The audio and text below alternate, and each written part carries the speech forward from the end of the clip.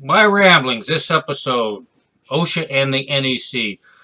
I could hear the uproar now. Earlier rambling, I said that buildings are designed to meet OSHA, and the laughter and the uproar and the outrage. What the hell are you talking about, OSHA?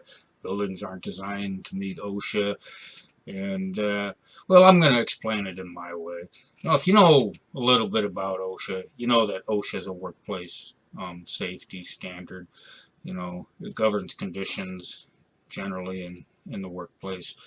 And if you know a little bit more about OSHA, you know that they also have a whole big bunch of regulations devoted to construction, and that people who are building buildings or doing construction have to follow those OSHA regulations and guidelines. Why? Because there are particular dangers and inherent risks and what have you associated with that particular industry. So there's a whole big section of laws and rules that govern that. And if you know a little bit more, you realize that there's a lot of industries that have particular risks, enhanced risk for whatever reason. And so there's sections devoted to those injuries. And if you really know a lot about OSHA and you kind of really understand what the standard is about, you know about the general duty clause. And the general duty clause says that just because you don't find it in here, if you know as an employer that there is a certain risk or danger to employees, just because we don't know about it and it's not written here, you're required to take appropriate measures to mediate that risk. And when you think about COVID, here comes COVID along. Congress doesn't now have to hurry up and draft new legislation, get the president to sign it. COVID fell under the general duty clause. Okay, maybe I should say this is not legal advice, and I'm certainly not an OSHA expert.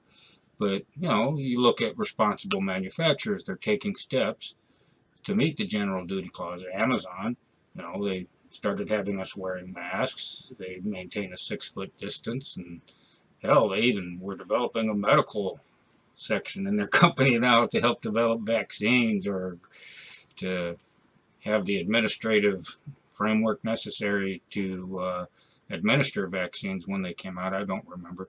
But I remember joking around with an Amazon employee, hey, guess what? Bezos trying to build a moon base. Damn, he's got an operational management structure. He's got lots of employees. And if you think about it, if you're going to be out on the moon, you need a medical wing too. I said, oh, this is great, man. We got to keep, this, you could almost see the future. But if you really, really, really know the OSHA standard, there's also a section in there that actually talks about design, and it addresses electrical hazards. And if you ever bothered to read through there, you start to realize it sounds a whole lot like the NEC. And if I remember correctly,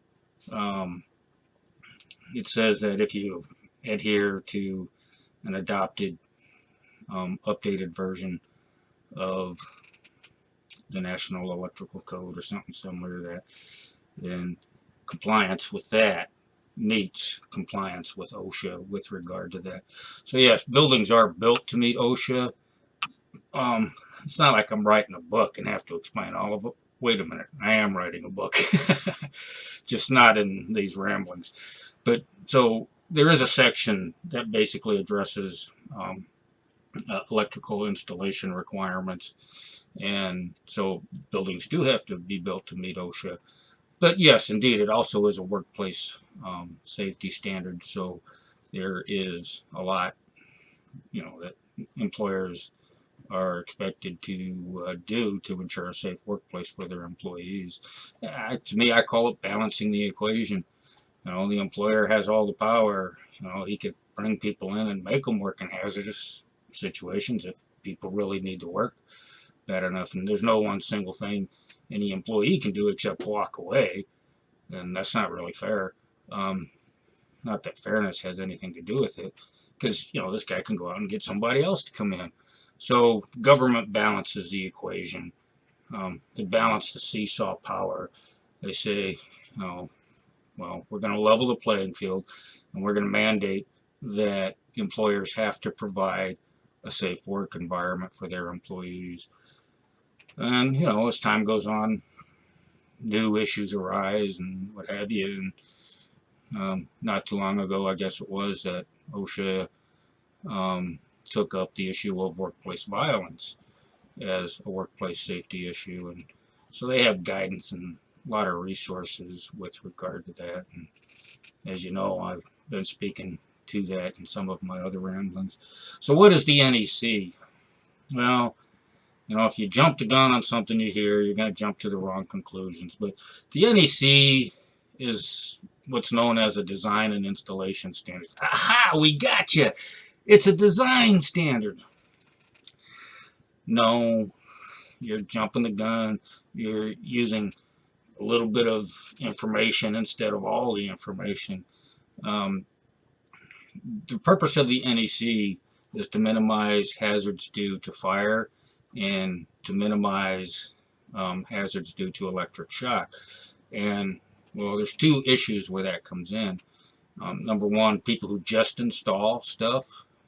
There's a lot of the NEC that covers how things are supposed to be installed and stuff. When you start sizing wire and boxes and selecting panels and what have you and circuit breakers, there are some electricians and there's certainly quite a few contractors that are capable and know how to do that type of work, but that's considered the design side of it. So it addresses design standards and it addresses installation standards, but still its overriding arching scope isn't to be a design manual. Its intent and its scope and its purpose is to minimize in electrical installations or the or electrical systems that get installed, to minimize their potential for creating fire and to minimize their potential for creating shock. So, did you get me on that OSHA thing, or did I get you? It wasn't intentional, but after thinking about the ramble, I figured it was probably something worth clarifying. All right, well, thank you for tuning in, and we'll see you next episode.